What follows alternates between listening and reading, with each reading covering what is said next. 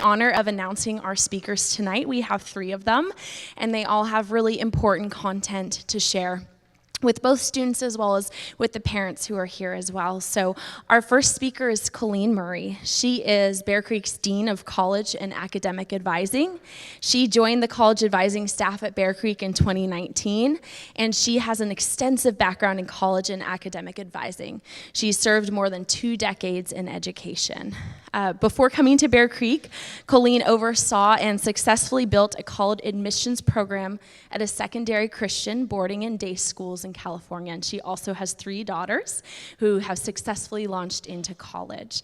And because I'm a dog lover, I have to mention she also has an amazing dog named Penny. So we're excited to hear from Colleen. She's going to give us an overview of the college admissions journey.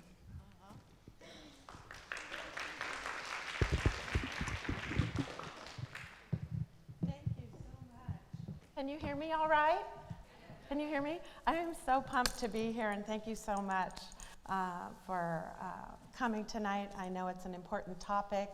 I know it's charged with a lot of emotion and energy, and I'm so excited to share with you a few tips and some facts and some advice and some subjective things that I've learned as a parent of 3 daughters. I was speaking to my oldest daughter on the way here, and I said, well, gosh, what would you lead off with if you were me? If you were a student embarking on this process, or maybe a middle school parent, something general, something great that I could launch off with that you would think, well, full disclosure, this is the same daughter at the age of 4 who, when we would tell her, well, we can't buy that for you right now, honey. We just can't get it right now. We might need to wait on that. When she would ask for something, she'd say, well, just write a check. So, take it in the spirit it's intended. But she said, you know what, Mama? Just tell them what you've always told us and all your students over 24 years. Remember what you always say? Tell them God has a desk waiting for them. Just tell them God has a desk waiting for them. Tell them to just trust in the process and help them to know that you're there to carry them and help them through it. And I think that that is one of the most important things when we're looking at this next step, this next chapter. It's to help us know that we're not in it alone. And so when we know what we're going to be embarking on, we aren't going to panic. You can if you want, but it really does give you wrinkles. I'm just saying. So when we're looking at trying to decide or define what college is, I think that's important to start with. What is it? Why do we want it? What will it do for us? What do they want from me? What do I want from them? All of those things come into play. And I think to start at the beginning, parents will always say, well, how do we start? We don't even know where to take him or her to visit. Colleges, I don't know where he can be admitted. And I always say, start at the beginning. Let's start with the student. It's a student-centered approach. And so that's where we're going to start tonight. We're going to provide information for you tonight in order to help demystify this process a little bit, if we can. We're going to highlight some of the factors that come into play in a college admission decision. We'll inform you about the resources that are available to you here at school. We'll share info on the types of things that colleges are looking for in a prospective candidate. So when I'm working as a college advisor, I'm going to ask your child to really think about how they learn best. Because after all, we're seeking higher education here. So I think it's important for the student to become very introspective and to think on the things that are important to him or her. They may not even know what those things are, and we'll look at those tonight, some of those things. And we help them to discover what they are in order to find a right match school. The plural. Out of 4,000 some odd colleges and universities in our country alone, I think it's safe to say you'll find hundreds and hundreds of colleges which may be a right match for you or for your child. We want them to think on those things by talking about it with their friends, their aunts, their uncles, their cousins, just reading through all the mail, looking at the college wish list when we're talking with our students. We ask them, what are the 2 or 3 things that are important to you in a future college of choice? Well, I don't know. What are my choices? What do you mean? Help me understand. What are you talking about? Well, are you looking for a small discussion-based type of environment where the average class size might be 8 or 10? Do you want a big stadium-style seating classroom where you're fairly anonymous with wonderful research opportunities? Or are you interested in a study abroad program? Well, what is that? Help me understand. And we just get to talking. We're just talking at the beginning. Typically, this is in spring of junior year. We're not panicking. We're just preparing for those conversations. I remember I took my oldest daughter on a college tour. I always tell the students, visit, visit, visit. Doesn't matter if you know what you want or need. When you're visiting a college campus and you get back in the car, you'll know whether or not you had an impression, positive or negative, about it. Gosh, that place was huge. There's so many bikes. I couldn't even cross the sidewalk. That was too intense. I want something different. Rose bushes, a chapel, quiet, people who know my name, the professor knows who I am. So visiting really does help. But when we took our oldest daughter, 7-hour drive to Cal Poly from San Diego, where I hail from San Diego, she didn't even want to get out of the car when we got there. She said, I'm not going here, it's too far. And I thought, okay, are you sure? Dad and I just drove you all this way. Are you sure, honey? You don't want to get out? Let's go on a tour, please. Nope, I don't like it. It's too far from home. Well, that was a good visit. That was a good visit. We're narrowing down, we're aiming at casting a wide net. This is advice. We're not looking at what does my child need to do to get into that school. We start with what it is that my child needs and wants so that we can make a right match, is plural, then we're in good shape. We're not having tunnel vision on one school. At Bear Creek, we have many, many resources available for the students and parents. We have a web-based platform called Naviance, where we house many, many wonderful resources and documents for the students to use and to help them to keep on track. One of the highlights in Naviance is a wonderful calendar for the junior and senior years to help keep students on track. We have newsletters monthly that are popping out. We've got the rep visits. You've got colleges and universities coming to the school to meet with your students. And that's a wonderful opportunity for a student to just learn about a school. We have workshops.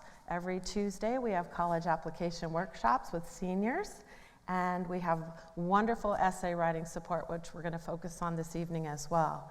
So we have a lot of things in place to help you parents and you students. We have one-on-one college advising meetings, which I think is extremely important in helping us to really get to know our students, because we treasure them so very much and we love working with them, and we truly do find joy in helping them to get what they want.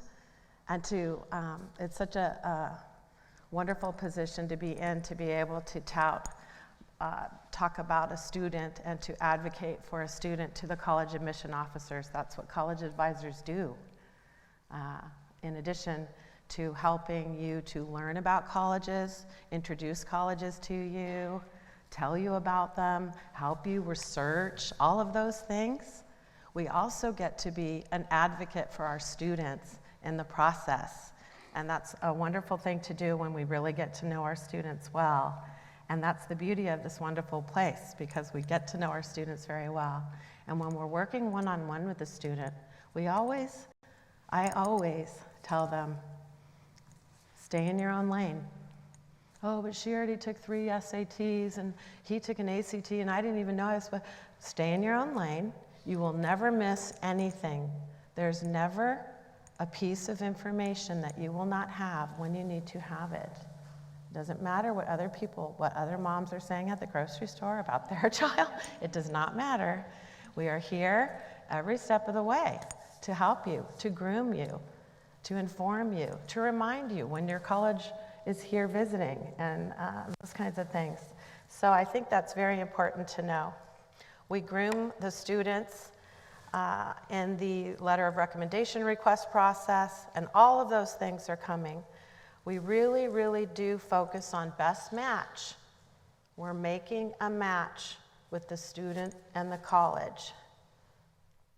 So with that, we introduced a workshop for the juniors and seniors in September. We had a college values workshop, which was fun and interactive. And with it, we introduced a few factors that a student may want to consider when they're thinking about college and what they want. Admissions criteria might be one of the things a student would keep in mind. You know that we have highly selective institutions with admit rates of 4%. We have other institutions with admit rates of 80%. So sometimes a student might want to have their eye on the ball with regard to the admissions, the selectivity level of an institution. That doesn't need to be the driving force, but we certainly want to be aware of it when we're building our college list. The cost, the geographic location, the size of the school, as we talked about average class size, how one learns best, or maybe even the physicality of the institution. How much am I walking? I didn't realize this school had so many hills. One of the boys, Robbie, class of 2001, Mrs. Murray, it's got to be really beautiful. It's got to be beautiful. Great, Robbie. We'll look for beautiful campuses for you. He ended up at Pepperdine in Malibu, so he did fine. So these are some of the things. We asked the students to select their 6 out of the 12 values, the things that they valued, the top 6. Some students are looking for specialized programs. Perhaps it needs to be a D1 school, extracurricular opportunities, cooperative programs perhaps, like Northeastern or Drexel. Co-op programs are all the rage. Extracurricular things like that. So what we asked them to do after they discerned their top 6 factors, I said, would you mind visualizing that right now? Visualize yourself at your college campus. What does it look like? How will you get there? Are you taking an airplane there?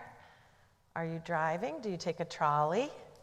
What's the dorm look like? Are you in an apartment? Are you in a brownstone on Bay Street in Massachusetts? Where are you? Are you laying on the lawn? Are you going to the beach and playing Frisbee on the weekends? What's it look like? Do they know your name? Do the professors know your name? Is it a friendly place? Is it a highly rigorous academic institution where everyone looks down and no one talks to one another? And so I thought it would be wonderful to share with you some of those drawings. These are a few samples from former students of mine, not Bear Creek. But Ralph had some interesting things that he was looking for in his school of choice. The most popular is always medium. When I'll say, are you looking for large? And they don't know. I'm asking juniors after Christmas, we start meeting. Are you thinking a small school, large school? Have you had a chance of visiting? I think medium, because that's the most popular answer. And then they discern. But as you can see, he was looking for something with hard sciences, very strong for pre-med. He wanted to stay in California, and he was Catholic. I think he looked at USF. This is Sam. Again, Sam had different criterion.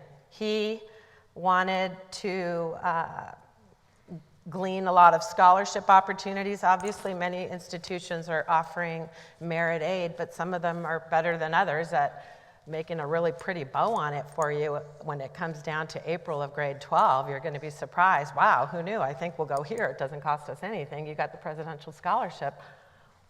And so those kinds of things come into play. But this is really cute because he, as you can see, he's got his little, he's a crew student, and he's got his bicycle, and he's got his cohesive little community of the quad area over here. I thought that was really cute. This is Sally. As you can see, Sally's really interested in having a vibrant city, possibly the beach nearby. She doesn't want to be in Podunk. She wants to have dormitories with windows, and they need to be clean, so that's interesting. But they're getting there. They're visualizing. She wants, obviously, a rah-rah with plenty of sports. So that was Sally. I think she ended up at USC. So while we're thinking about what the students are wanting and what they need, and they're discerning, the colleges and universities have their side as well. They are looking at different factors. Obviously, the level of importance will swing from one institution to the next. Every college has its own game rules. Every college will value one thing over another. Might be very different from a separate institution. So for example, the high school performance, as we can see, matters the most in college admission decisions, according to data from the National Association of College Admission Counseling. The student's high school record remains the primary consideration of colleges when reviewing apps. And that's no surprise. This has been a consistent finding over the past 3 decades. So they're looking at the curriculum and the grades primarily in the official transcript. Grades in high school courses, strength of a student's high school curriculum, admission test scores. So those are the top 3. As you can see, we also have an essay that comes into play. You've got recommendation letters. We've got DI. We've got demonstrated interest. Has the student visited? Has the student opened the email from the institution? They're tracking. It's so interesting. It's such a business. We know that. It's a game, and we're going to groom you, and you're going to get there, and it's going to be great. But we need to kind of look at the controllables in this journey and do everything in our power to position ourselves to be very competitive. That's what we're doing. We're elbowing people in order to get that desk, right? So we're going to do so. Only 1% of colleges indicated that a student's alumni connections or ability to pay had considerable influence during the application review process.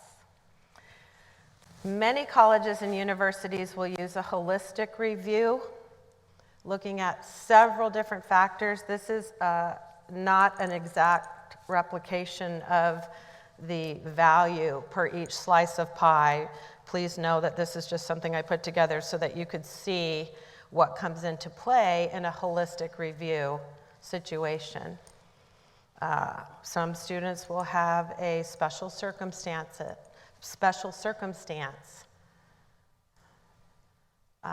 They might be the first one in their family to go to college. Perhaps their parents did not attend college. That's going to be an advantage to them as a first-generation student in the apps review. Some of them will have a special talent, an art portfolio, or they're going to audition. That's huge. Okay, so there are different things that come into play. A student can utilize his or her summer to explore a passion. The summer is the perfect time. You don't have to do any of this, but you may. You may take a college level class, What? No way. Why not? Anything. Okay. Psychology, anything. Oh, if I'm interested in that, that's how you find out. You can do an immersion program, an enrichment program. You can go on local college tours to look at a big university and a small university. They're all over the place. You can go into a class when you're visiting the college campus and sit in on a class with permission ahead of time from the admissions office. With your parents. I've done it with my 3. Sat in on a graphic design class, and my middle daughter leaned over and said, "We can go now. This is way too small." All right, so that helped us discern that wasn't a right match for her.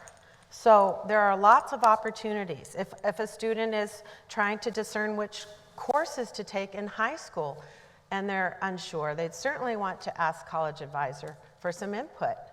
Not sure if she should continue with the foreign language. She might want to take math. Should she take that? We're happy to help depending on what the goal is, depending on what the institution is or institutions that one is aiming for. It's very important, I think, to hit home. This is the one thing I really, really think is so important to help to offer is it isn't the amount of activities that a student is doing that helps them to become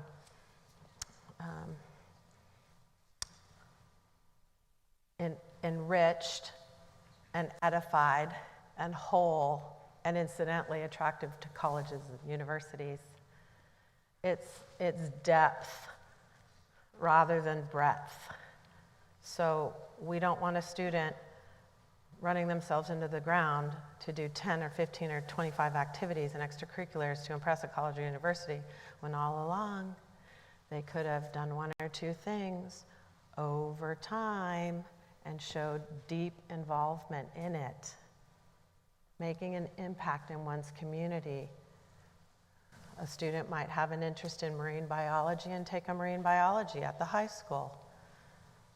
The same student might also take an additional course at college. I'm not pushing college courses, but I'm saying that's something else. Oh, I know. I don't want to do that. I want to work for the Youth Oceans Advocate Program at the aquarium, and I want to lead tours for families and students that come and visit the aquarium, and I want to be a vessel. I want to teach others, give, teach, coach, giving back, not just having an interest, but really displaying it deeply, right? Some students might have an interest in athletics, for example, a soccer player might go out into teaching soccer to others and coaching them. They might be involved as a leader on the team. They might set up practices. Not everybody can be the captain, but they can come alongside and set up and help and coach younger students at the Y, anything. That's something that is interesting to look at. Perhaps the student is a pianist. They might want to offer lessons to others, or be a soloist at church, or play for our school chapel, attend music programs. An avid reader might want to keep track of the many, many books that he or she is reading. It's highly unusual to be an avid reader. I had one girl at my former school say, "Oh gosh, Mrs. Maria, I've read 200 books. Should I put that on my college app?" Absolutely. That's huge. Wonderful.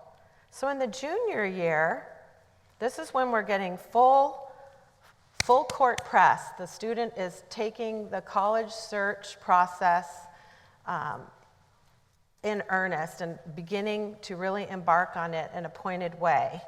So we're talking about giving full effort junior year, because many times the colleges are reviewing a candidate based on 9th, 10th, and 11th grade grades as they are applying in early November for some early action schools. And we'll talk about all of these things. We have special events just for seniors and juniors and sophomores, all of those things. This is a lot of information in a shorter amount of time, I realize. So I just want to let you know that is what we're working on in our individualized meetings. We help the student to develop a college list. We build a list in pencil because it's going to change. A spring junior is very different from a fall senior, I'm telling you. They've gone out and visited, they've worked, they've discerned, they've talked to family, friends. We have an approach, the average, I would say, is about 9 colleges that a student will apply to. Some of them might be highly selective, they don't have to be, but if they are, we would call it a reach. We could call it a banana or a pineapple, let's just call it a reach. And we're looking at grades and scores at the time.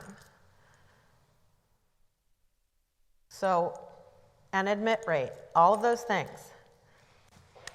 We're also looking at schools that are right on the money, where the student is a complete target match for that school statistically. This isn't even taking into account all of those things we saw on the pie in that holistic review. We're just talking stats. Then we're also looking at schools that might be slam dunks, where the student supersedes the admission criteria for that institution. Some students might have 3 reaches, 3 targets, 3 likelies.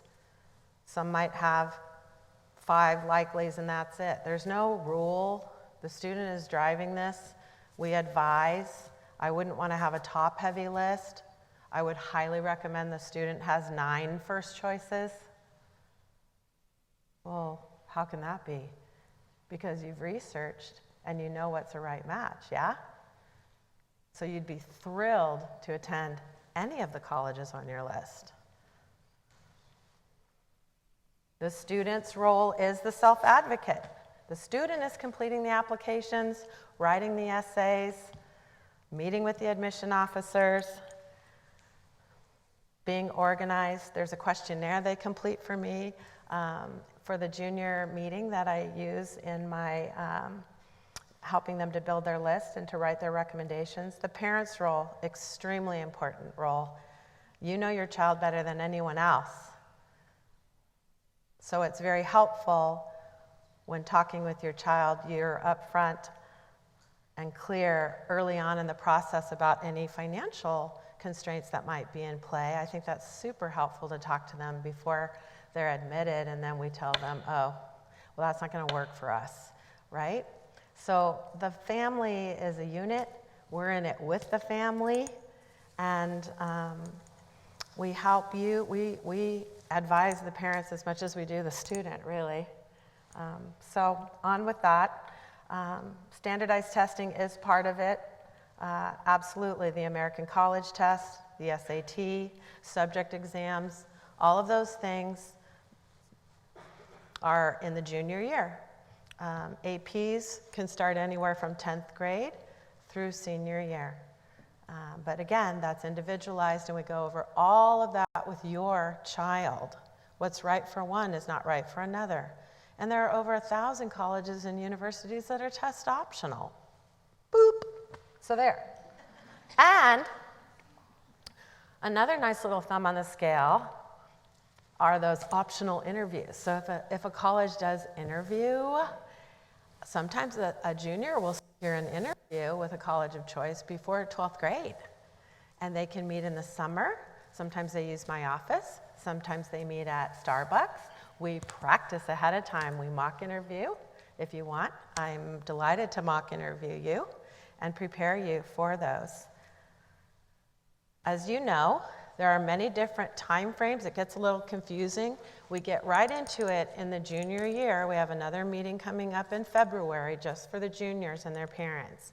We talk about all the different time frames that one might apply under. As you can see, it's a busy week for seniors, right? 90% of the senior class this year has applied via early round. So it's been very busy. So I'll be very happy on the 16th. I might go to the spa. I don't know. But it's been busy and great, and we'll go over all of those differences when they're applicable. I'm happy to stay after and answer any questions about that, but one of the other components, as we know, is that the student has the opportunity, not I have to write an essay, I have the opportunity to tell my story. Thank goodness I get to help the college understand who I am. Wouldn't you be super happy if your child was valued and known in this process? How are they going to know how great my son is? My daughter's amazing. How are they going to know that? How? You know how? They're going to know because we know how important your child is because we get to know them very, very well. They're amazing. They're amazing. We get to write recommendation letters about them. We get to talk about them with the colleges. We have very strong relationships with college admission officers. We pick up the phone if they get deferred, and we talk them into the yes pile if we can. All of those things. Your teachers know your students very well here, and they love them. They love you. You are so very special. And so those things come out in a recommendation letter, and I've read them, and they're stellar. So when juniors are asking teachers to write a recommendation letter and college advisor, we're not just saying, yeah, take him, he's amazing. We're putting a lot of effort into a wonderful rec letter. And so with that, I want you to feel confident and to know and to understand that when we're working with your child, we greatly value him or her and our relationship with you. And that's why you all have a gem, because that's what every student in the room is. So that's my little gift to you so that you will remember that when you're looking at colleges and universities, we're not worried about, I hope I can get into Duke. I mean, have you ever been, and why do you want to go there? No, but I know it's great. Really? What do you need? What do you want? And I'm sure it is. I'm not, nothing against that particular institution. I did that once in a parent meeting, and the dad was an alumna of the school. But anyway, I'm just saying we value you, and you are a gem, and your colleges will too. So with that, I'm going to turn it over, and I appreciate your listening. Thank you. Thank you so much, Colleen. We really appreciate all that knowledge that you shared with us and giving all the families an overview of the college process. Now we're going to get into the weeds of that essay that Colleen was talking about, and we are going to hear from Kenny Norris. He is the English department chair here at Bear Creek. He grew up in Carnation, Washington, the fifth generation raised on the original homestead, and in 2006 he joined the faculty here at Bear Creek. He is always on the lookout for a great book, and he says if it's well written, he will read it. And he was recently honored in 2017 by Stanford University through their teacher tribute program. So he has a lot of great things to share with you about how you can share yourself with the colleges.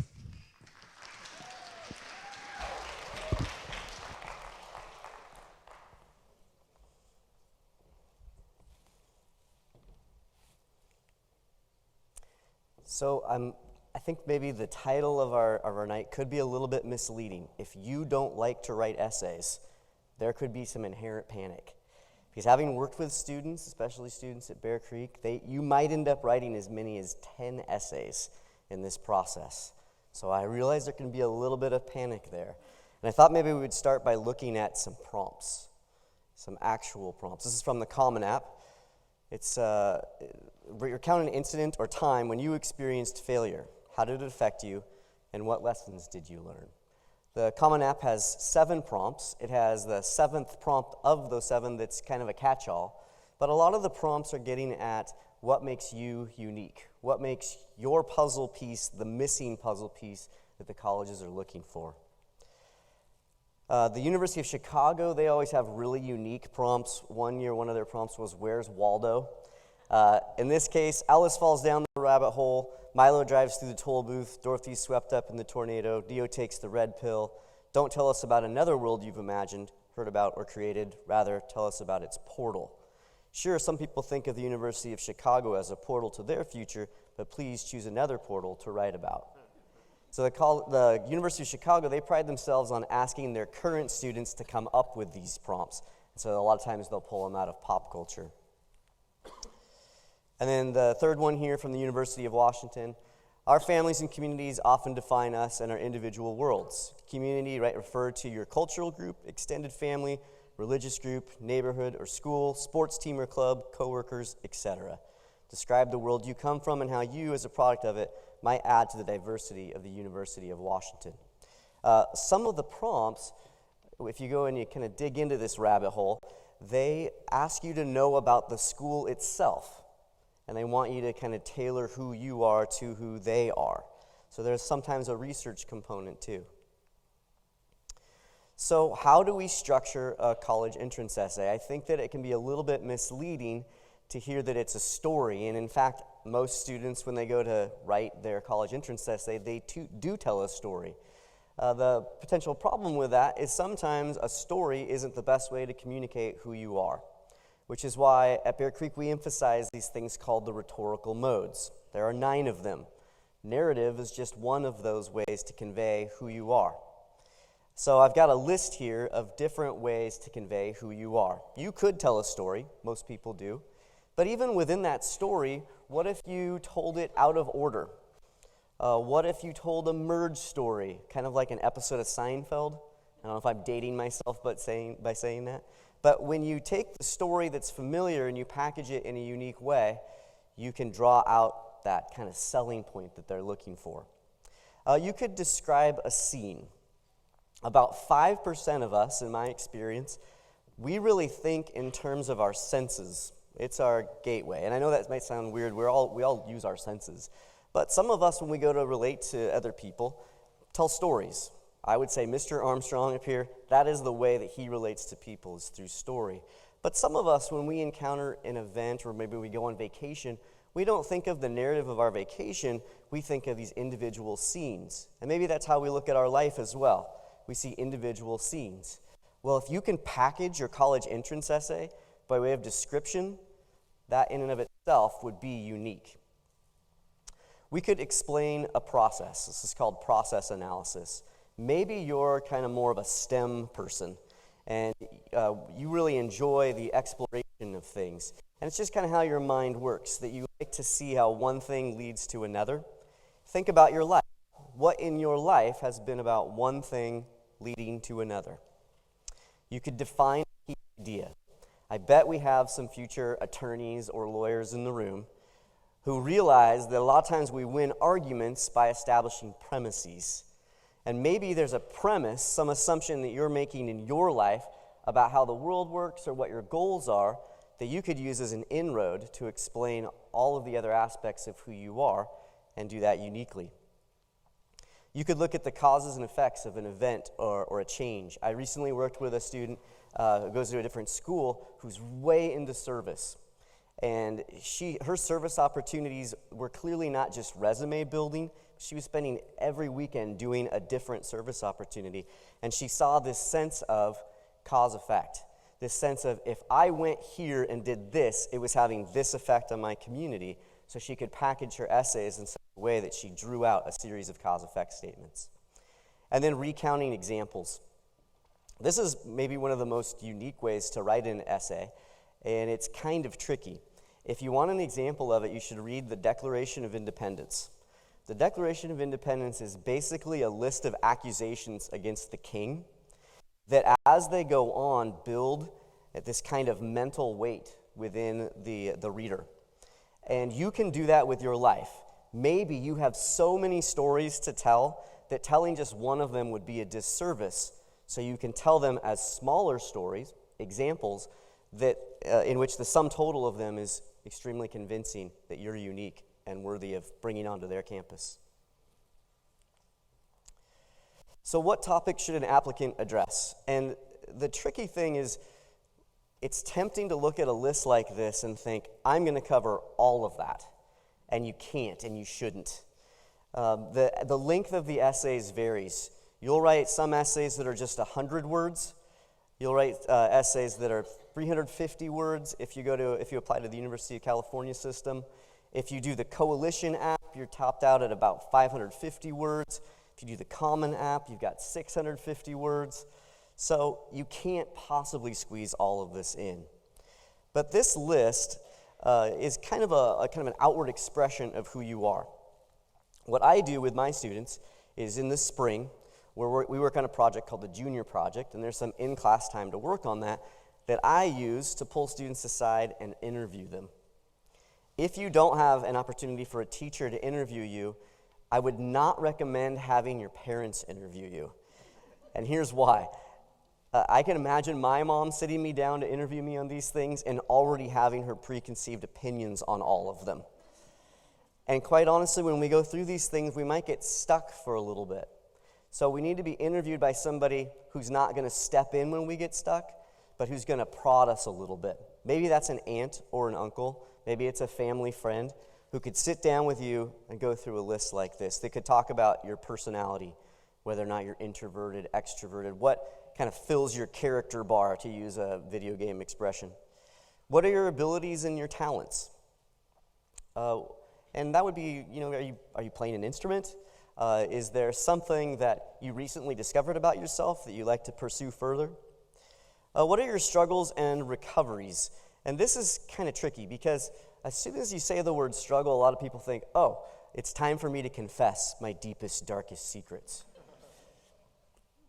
It's not time to do that. In fact, if you're going to talk about a weakness, you need to talk about how that weakness has become, if not a strength, something that you've overcome. And frankly, college is going to present struggle. And the college admissions officers, they know that. So that if you can write about your overcoming struggle, that tells them that you're college ready. But I would again caution you to pick the correct struggle. Responsibility. Sometimes students have had jobs and it's really easy for them to talk about responsibility. Sometimes it's a little bit harder to dig into that. But we all have responsibilities. If you're at Bear Creek, you're going to a rigorous school and there is responsibility behind that. Talk about your system, how you manage that responsibility. The past and the future, this whole notion of time is a good way to look at kind of who you are and where you're going. A lot of the college entrance questions will ask you how you're going to change the world, and they've got it down to particular organizations or particular movements they'll ask you to choose from and comment on. It's never too early to think about that kind of thing as it relates to your interests. And there are a lot of pre-made lists about those different areas where people are changing the world. For example, the whole notion of water conservation or cleaning up the oceans, things like that. Those are the kinds of topics that they'll give you to choose from. Virtues. Wisdom, compassion, courage come to mind. We talk a lot about that here. But there's a whole list of intellectual virtues that you are certainly practicing and that maybe you've never even thought of that you could easily work into an essay. And then volunteering, but authentic volunteering, not just resume building. It's pretty easy to tell resume building because when you go through this interview process, the student won't really have a lot more to say other than the fact that they were there and they did X. Really, there should be them learning something about that process. So the student that I mentioned earlier, she worked with the tent city. And by working with the tent city, she came to some realizations about homelessness. And that spurred her to kind of research it further and want to know what else she could do to really make it work.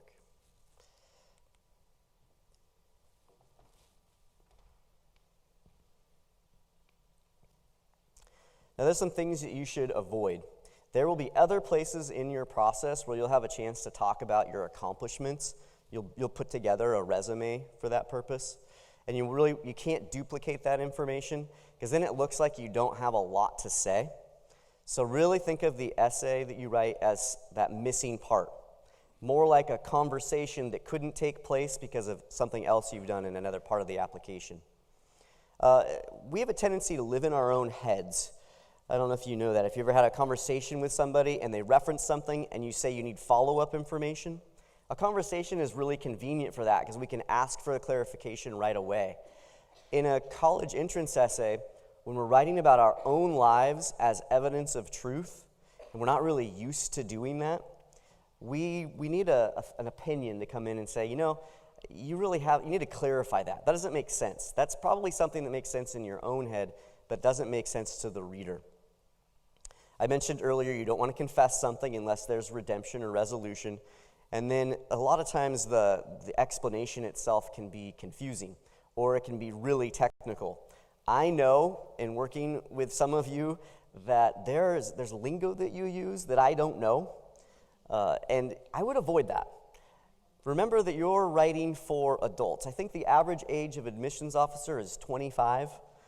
Okay, so I'm not that young, but that's certainly older than you. They might not be up on all of the current lingo. So you're going to need to maybe extend beyond what you normally do with that. So if an essay is going to express one thing, it should be one of the things from this list. Again, it shouldn't be all of these things. That's not possible. Don't even aim for it. Okay? In other words, you look at this and you think, 5 bullet points, 5 paragraphs. No, because one paragraph is not enough to prove just one of these things. So we want to look for college readiness, especially as it relates to, if you know it, your area of expertise, what you really want to pursue. Some colleges, like USC, they'll ask you what you're going to pursue and how you're going to pursue it. They'll be very specific. So you might keep that in mind. If you're already casting a dream for your future, that's great. That can be really helpful. If you're not, you might start thinking about that, because the college that you apply to might demand that you answer this notion of college readiness. How are you going to take your computer science degree and change the world? And if you thought, I'm going to do computer science because they make lots of money, you're not going to have a lot to say that's really authentic. Your unique personality. Like I said earlier, it's really helpful, if you don't get anything else from this talk, to think of the metaphor of a college as a puzzle with a missing puzzle piece. And you are positioning yourself as that missing puzzle piece through your uniqueness. And everybody's unique. I know that we can kind of get into some cliches there. This is where I think interviewing is helpful.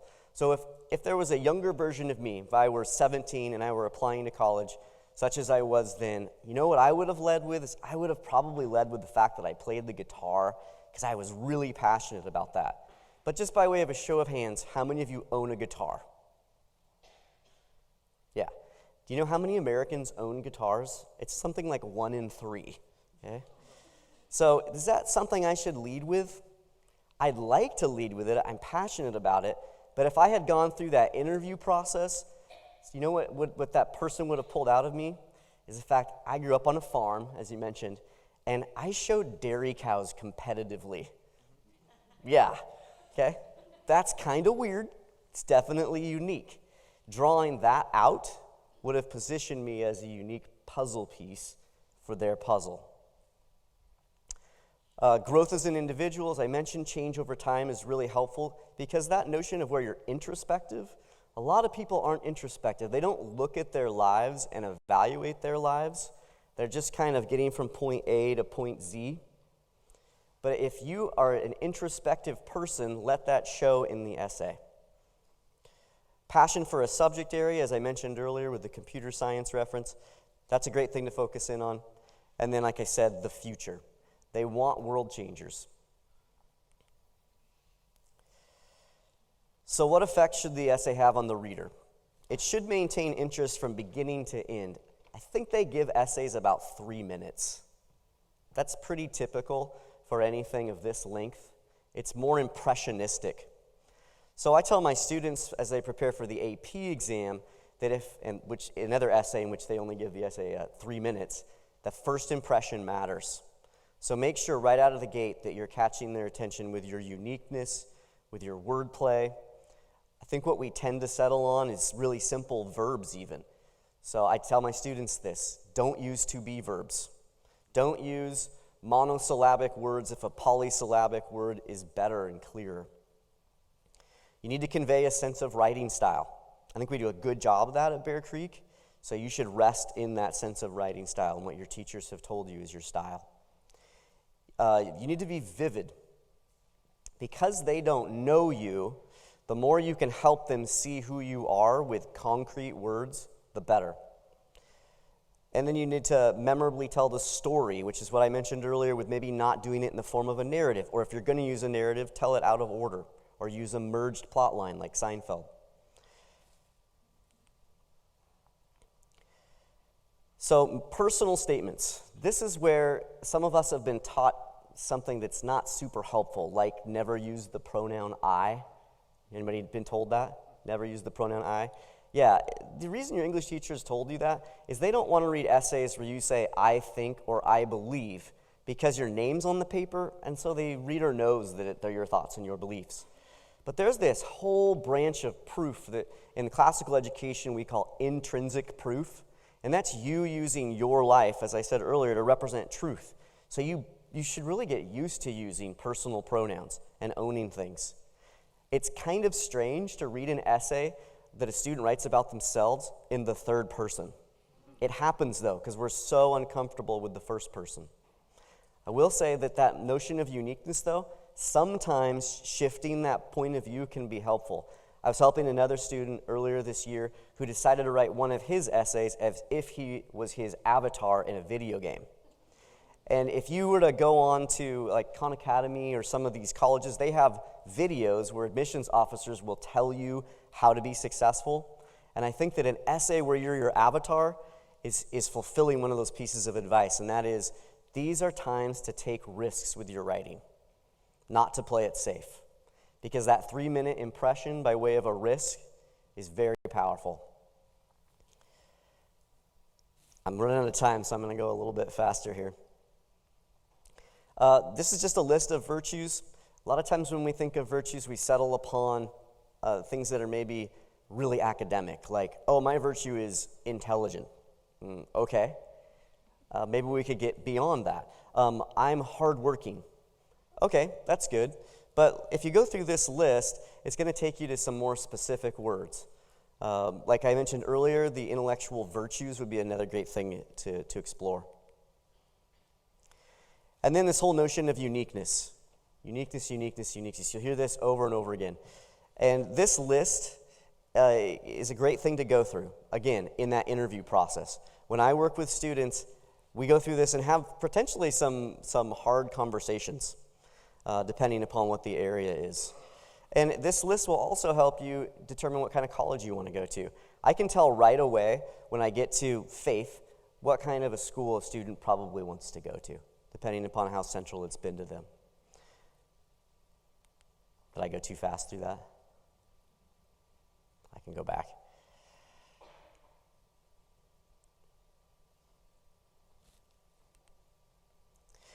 Okay, so you sit down to write your essay and you're stuck because you've got all this advice swirling in your mind.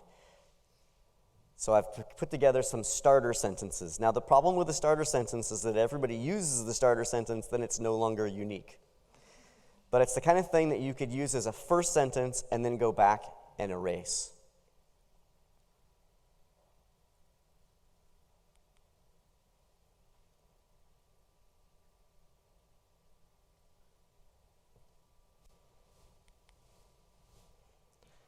So I mentioned earlier that there are a lot of resources out there. These are some of the resources that I've found to be really helpful. They are connected to particular universities, but the advice that they're giving is generalizable beyond that.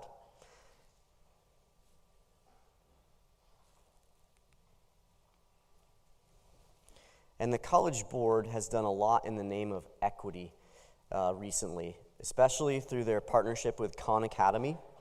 They have a bunch of resources there, and I would encourage you to look at those resources because they'll help you prepare for the Common App. They'll help you prepare for the AP exams and the SAT exams and ACT exams. They'll also just give you a bunch of practical advice by way of videos. And then I've got some samples. So these are samples from some of my former students who got into prestigious schools, some of the most prestigious schools we have students apply to. In this case, I'll just read it to you. It says, money management in Kenya, two things that have probably never been connected in anyone's mind except mine. I've been working most of my life to prepare myself to be an excellent component in a hedge fund. It is a goal I've had for a long time, but I didn't realize what I was doing wrong until I went to Kenya in 2011. So a lot of times that juxtaposition of ideas at the beginning, in this case management and Kenya, can be really powerful and a little bit unsettling. A great essay unsettles the reader a little bit, creates tension so that they want to keep reading.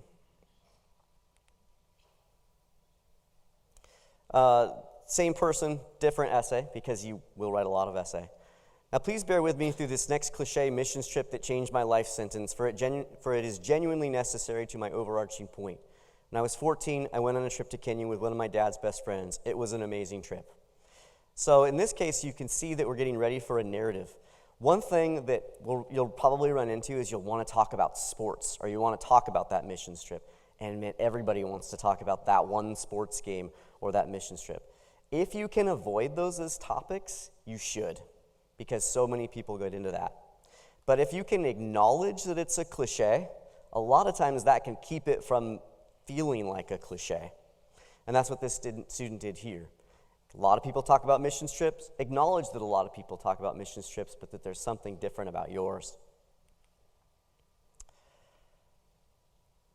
And then this one's about our forensics team. I never thought that I'd join the ranks of those wearing their suits to school on Friday afternoons. I never thought that I'd be one of those people, arguing intellectual topics during lunch when I could be taking a nap. I never thought reading news articles would cease to be a chore and instead perhaps become a relaxing pastime. I never thought I would get such a thrill from joining the debate team.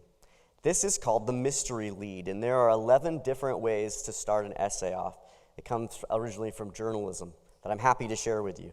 In this case, they're kind of stringing the reader along until they kind of hit them with what they're describing at the end. So it's a great way to make a positive first impression. Speaking of positive first impressions, I'm going to hold it, switch it over to this guy. Yeah.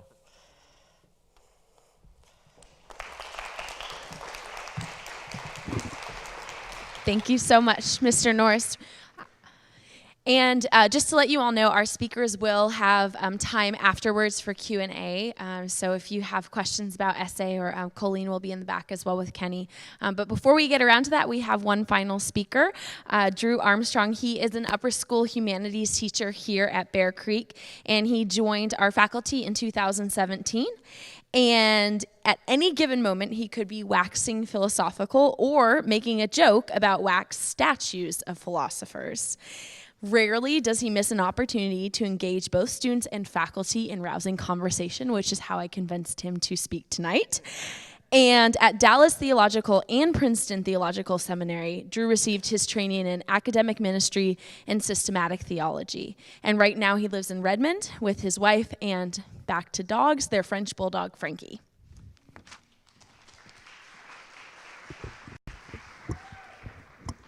Thank you. So I have to start with the caution that I was a good kid in high school. I just want you to remember that.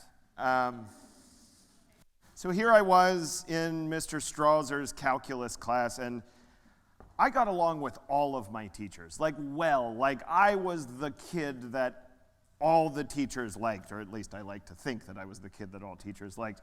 And not because I'm some amazing student or anything, it's because I have two characteristics.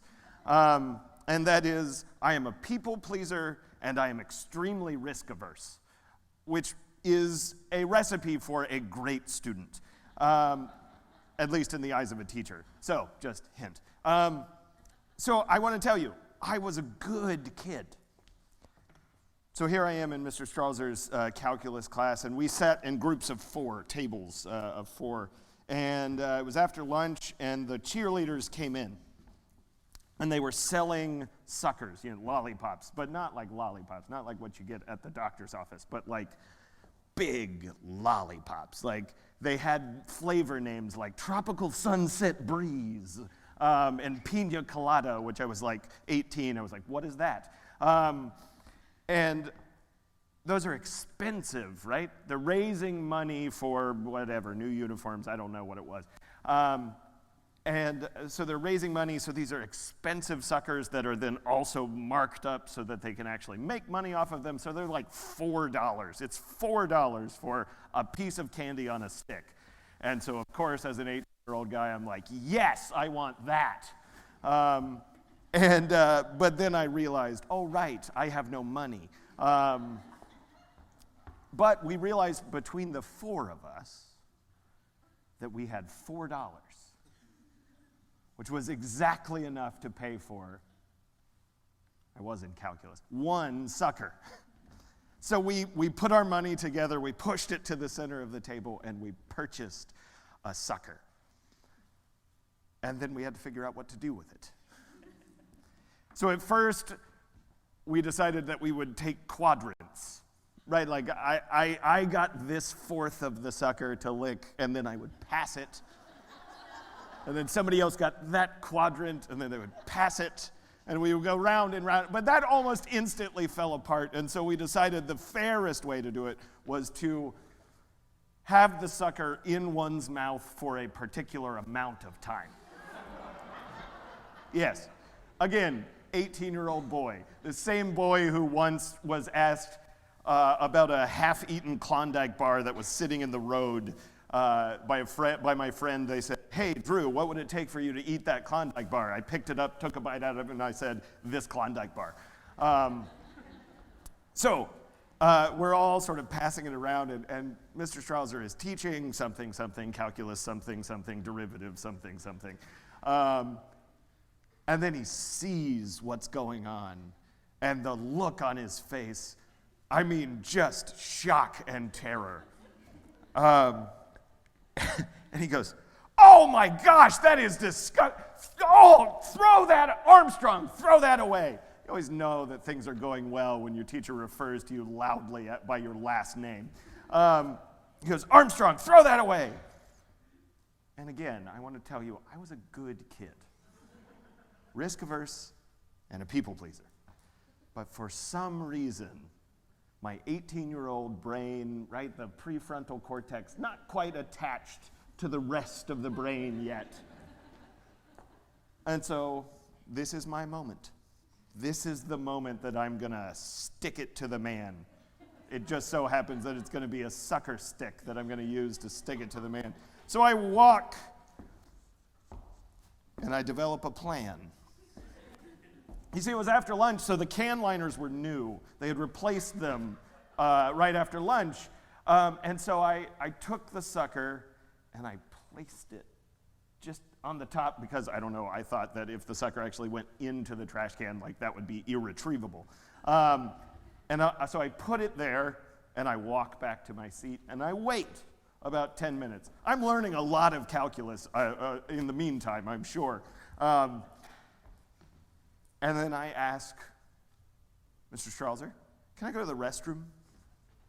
Again, I was a good kid. And so he says, sure, here's the hall pass. And so I walk, and I deftly pick up the sucker on the way out. And I go to the restroom, because I'm not a barbarian.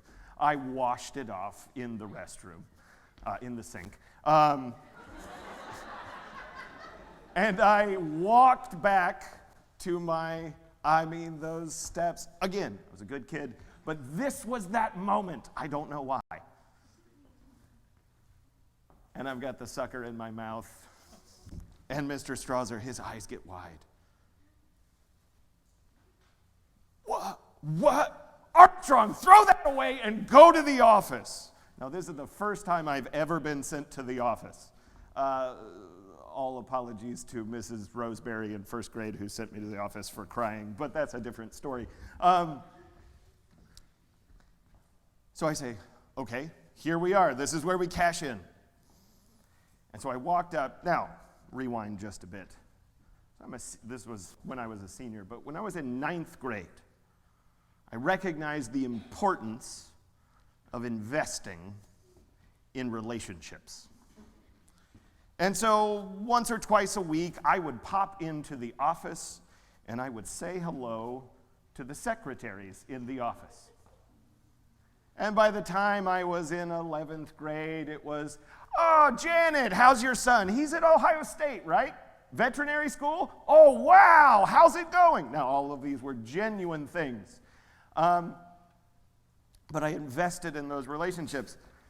And so I walk into the office, and the four heads, they pop up, the four secretaries, they pop up. Ah, Drew! What are you doing here? And I said, well, I did something dumb. I'm like, what? I ate a sucker out of the trash. And they said, oh, that's gross. I said, you're right.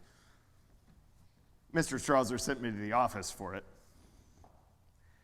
And Mr. Kite's secretary, Mr. Kite was the vice principal, the disciplinarian, right? I shouldn't be telling this to students, but Mr. Kite's secretary, she looks at me and she goes, you tell Mr. Strauser that Mr. Kite doesn't have time for silly things.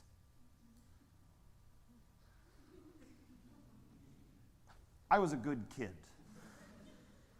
I turned around and I walked back down to Mr. Strauser's class and I relayed the message. I don't know why that was the moment, but it was the moment. Now, what I want to tell you is that if I could get into college, that kid could get into college, they're going to accept you. But the more important thing that I want to tell you, and what I lead with example of a story is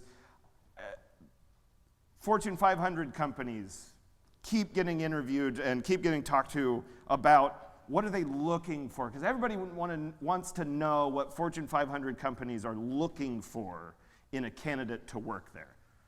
And inevitably, I keep reading this phrase. Soft skills are the new hard skills. Soft skills are the new hard skills.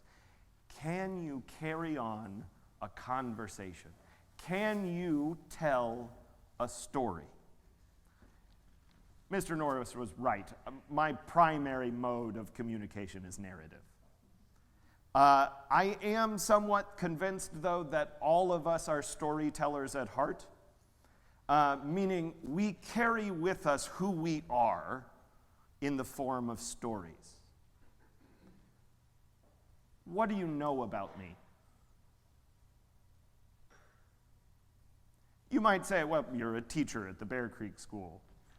You might say you apparently have questionable taste in candy. All of those things would be true. You might also know now that I enjoy a good story, that I enjoy sharing laughter with people. But you only know that because I've told you a story. This is how we come to know one another, face to face, embodied, carriers of stories. Soft skills are the new hard skills. Can you carry on a conversation? Can you tell a story? Figure out what's your story. Not the big one. I mean, the big one is what you're going to write in your essay, right? But can you tell the little stories? Can you tell the stories that form the small parts of who you are? When I was applying to colleges, I knew that I wanted to go into theology, to study scripture. That's what I wanted to do. I wanted to eventually go to seminary, pastoral training. That's what I wanted to do. Right, so there were a couple of schools that I was looking at, and Asbury College was one in Kentucky. I'm originally from Ohio.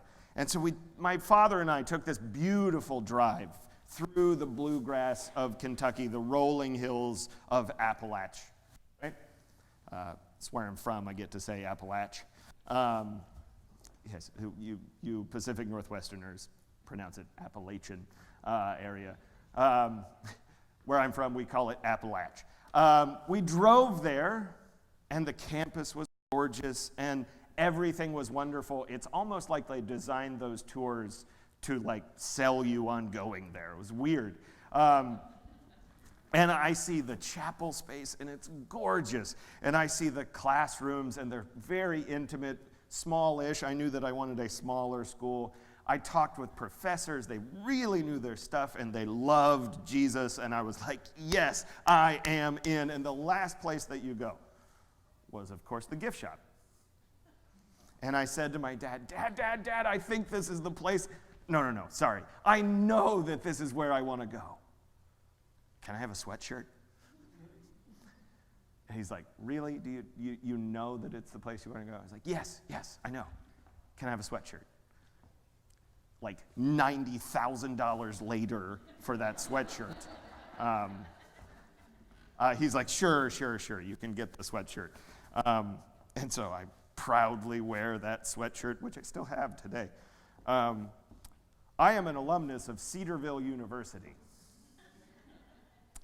because we went 2 weeks later to Cedarville, and the chapel space was awesome, and the classrooms were intimate and beautiful and wonderful, and the teachers were knowledgeable, and they loved Jesus, and I knew that that was what I wanted, and it was also only 90 minutes away from home instead of 4.5 hours away from home. And I realized, I love my mommy a lot. My mother, who the day I moved out to go to college, again, 90 minutes away, I was literally home every weekend because I worked at a church in our hometown, came out in her bathrobe. Oh, she'd kill me if I told this. She comes out in her bathrobe and just like mascara just streaming down her face. She's like, I can't do it. I was like, Mom, I'm going to be home this weekend. So I ended up going to Cedarville. And at the end, you go to the gift shop. And I was like, Dad, this is the place. This is where I'm going to go. Can I have a sweatshirt? And he goes, no. So I wore that Asbury sweatshirt around Cedarville University with pride. You see, the college process, right? How to not panic in getting into college. It's just as important not to panic once you get to college. If you can tell a story, if you can, more importantly, hear someone else's story and acknowledge them as a story holder, someone with a life and stories behind it. And if you can be a friend who elicits the storytelling in others, you're going to win the most amount of times has been asked to be a best man award. I'm working on the name. It's going to be an award. Because we are carriers of stories. You see, my first day of organized activity at Cedarville University, I had made this promise. I'm a committed follower of Jesus Christ, and that's been important to me since I can remember. And so I remember making a promise to God. I said, you know, God, I'm going to just concentrate on school. And I'm not going to worry about dating or girls or anything like that. And there's an old phrase that in Christian circles, they say, if you want to make God laugh, tell him your plans, right? Because the very first day of organized activity, I sat in a getting started small group that was led by upperclassmen, right? They showed you like where the cafeteria was and what line to get into if you wanted to register for classes and where to go to get your mail, all of that stuff, right? And then we were sitting in a common room, and they said, now don't laugh, but people have been known to meet their future spouses in this group. And I said, ha ha ha, oh, she's cute. We've been married for 14 years. It'll be 15 in July. Thank you.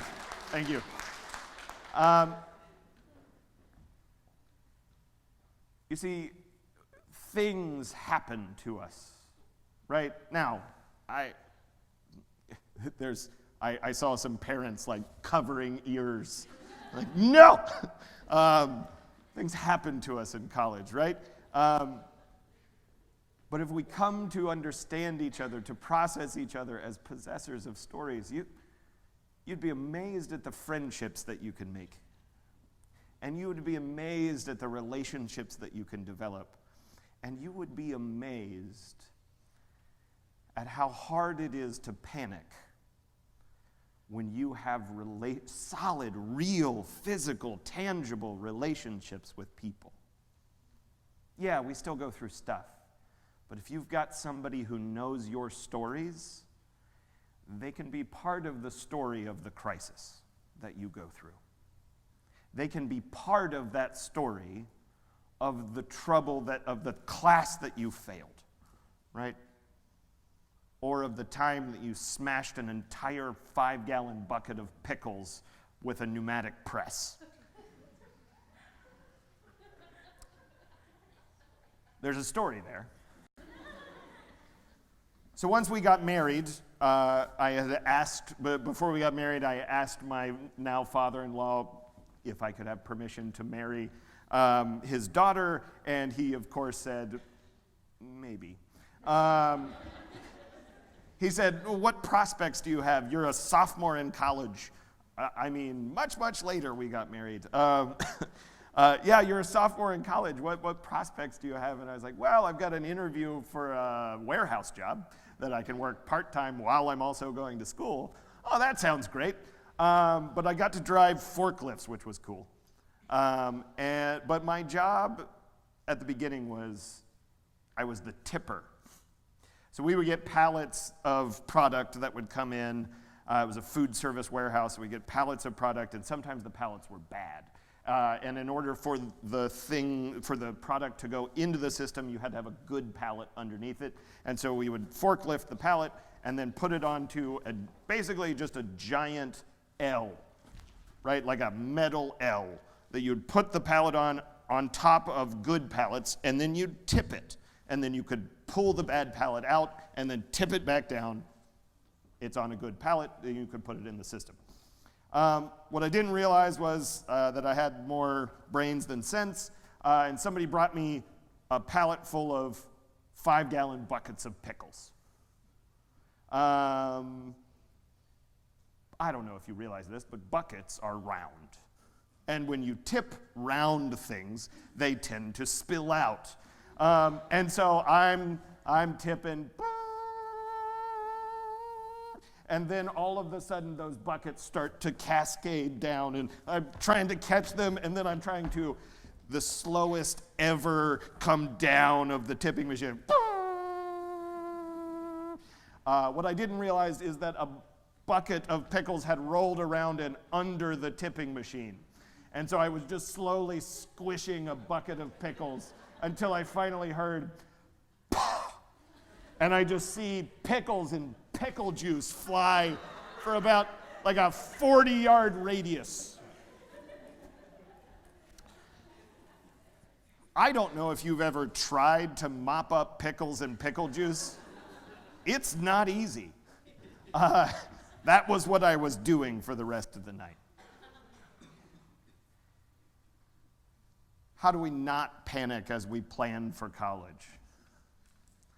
Well, hopefully better than me not panicking when the pickles were falling.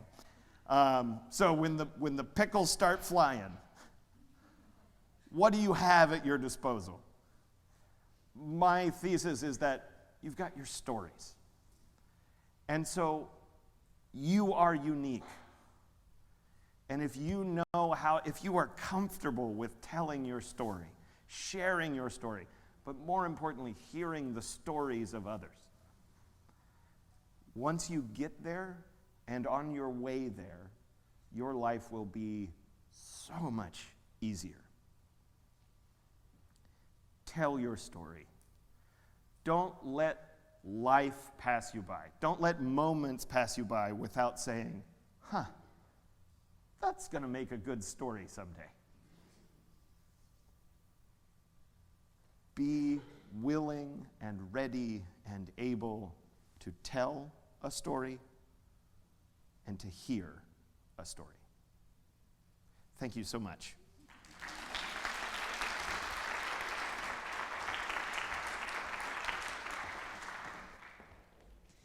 Thank you, Drew. As I mentioned, our speakers will be out back if you do have questions, and Drew will be here up front if you have questions for him.